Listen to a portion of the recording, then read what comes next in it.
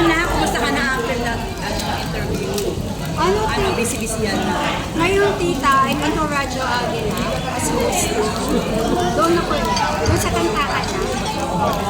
Tapos, may upcoming akong song for Valentine's Day from other composer. Hindi na ko siya gano'n sila, pero kakanta ako sa song. Pero yung hinihintay talaga na collaboration is from Doc Mondalos.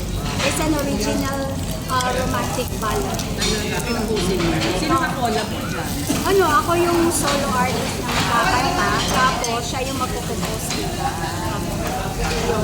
Pero basically, Bisaya ka. Yes, I'm a pure Cebuana. Yes. Kaya pala yung kita mo mga kulis namin. Yes. May bala ka bang kumanta ng hindi Bisaya? Parang Tagalog. Yes, yung kay Doc Mon po tito, English po yung English yung song niya. Tapos by June, I'll be having an R&B. Yung sa genre ko talaga, it's more on love song, tapos alternative, tapos meron akong upcoming na danceable song. Sing and dance. Yun. May Christmas ako dito sa na this year. Best friend ni Doc Mon Dalosayo. Pero balak mo rin ba mag-cover ng mga song? Yung mga sumikat ng mga kanta, na gusto mong i-revive, parang ganyan. I-revive. Gusto ko po yung ganyan. Tapos I'll try to have the song din of Doc Mon at saka sa ibang mga composer. Maraming mga Bisaya din namang magagaling kumanta. Sila Casey Tandingan, di ba? Ikaw ba, you're planning to collaborate dun sa mga singer na... Yes po tito, pero yung bet ko talaga is Aiza Segura. Aiza. Aiza Guerra. Kasi feel ko kasi magka-match kami yung it's Tunog. more an alternative, the acoustic kasi siya yung nasa melo, hindi siya pang mataasan talaga. I'm not into genre na yung pang mataas talaga. Ay, medyo acoustic lang ang yung acoustic dati. yung dati. Yes po. Anong particular song ni Aiza yung Gusto mong i-revive or ikantahin yung dalawa? Pagdating ng panahon, yung big hit na? yes po tito. Kaya mo i-translate sa Bisaya yun. Pwede, di ba? Tapos gawin mong Kapag mag-ano lang. Gusto lang sila. Or nag-collab, Bisaya. So, sino yung composer? Nakilala ka. Kilala mo Tito Joey? Yung composer ng pagkanta ni Panahon. Pero ano ba, tawag dito, na-meet mo na personally sa Ice? At yun. Fan ko po siya nung... Pan ka niya. Pan Pan ka niya. ka niya. Makakarating. Kahit pula ba ka. Little Miss. Pero yung song mo muna na unang i-release sa Valentine's Day. Oh yes, tita. Pero yung kay Doc Mon yata will be meeting this February. Baka sa March ako may naka-ready na daw pero hindi pa daw ipaka. Tsaka hindi pa nare-record. Pero bakit sa Valentine's Day? Nagtaon lang ba? O hindi siya Valentine's Day? Yung sa isa, Valentine is more love song kasi tita yung isa. Pwede sabihin ng title. Bukas yung reporting ko.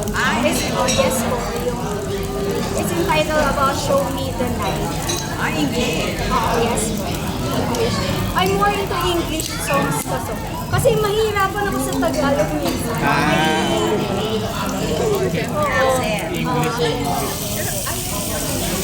Kasi di ba nagkaroon ng tayo ng Bisaya? So ayaw mo ba sundan niya? Hindi na wala na sila. But remember mo si Apapola? Yes po. Si Susan Fuentes at si Bisaya. Yes po. Ayaw mo sundan. Ano lang tita? Just so simply Debbie Lopez lang yung naman. Very soon po tita. Depende. Hindi man ikaw mag-usap dito sa iyo na kaya. Ibibigay yun at your record mo. So, Yes po tita. Pwede po. ayos ka yung Bisayan album. Pag uwi ako ng Cebu tita. Pag uwi ako. Hindi kasi ako nakauwi ng Cebu. Or last year, wala ko pa-uwi. Planning ko sana by February, pero may yun. Baka sa March na. Or April. Namiss ka na ni Mama. Sa Talisay ako dito. Na-disappoint kasi ako. Na-disappoint kasi ako sa Cebu. Diba dito, pag sa Cebu City, if you are an artist, dapat there, yung ba? Sabi ko, saan ka galing eh? Sinagot ko na lang sa Baguio kasi Baguio City. They know me kasi doon. Sa taga Baguio na ako. Hindi na taga Cebu. Tapos, yung, lumaki ako sa Talisay. From Mayor Samson Golia sa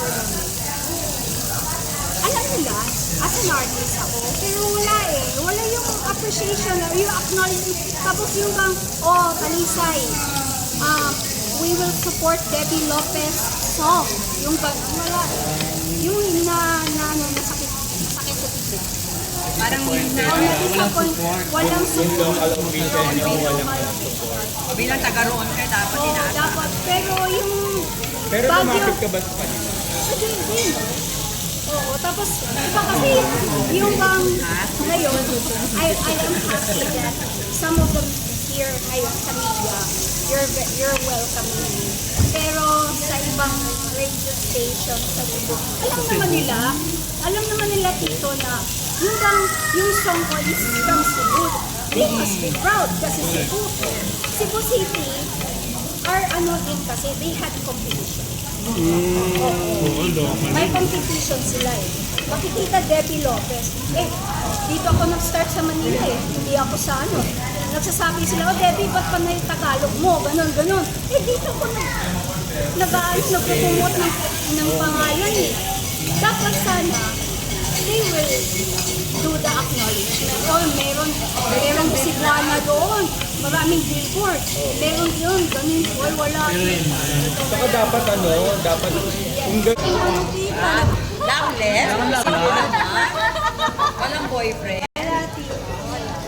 May mga yung mga nagpaparang. Pero, muna, career first. Kasi sabi ni Dukmon sabi niya, huwag muna mag-ano kasi dapat maapektuhan yung career. Focus muna. Pero may mga taga-showbiz pa na naman. Kung bibigyan ka ng choices, multiple choices, ganyan. Sino yung mga gusto mo? Celebrity? Si Joseph Mar. Ay, yummy! JM din Ay, Tapos si JM din is tita ko yung si JM at saka si Joseph. May lang yun sa puso si JM.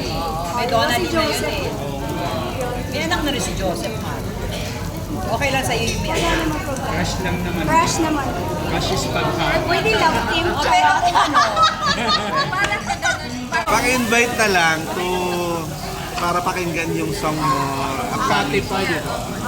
Hello everyone, I am Debbie Lopez. Hope you can listen my music at Spotify and YouTube. It's entitled Ang Higugmaw. Thank you so much.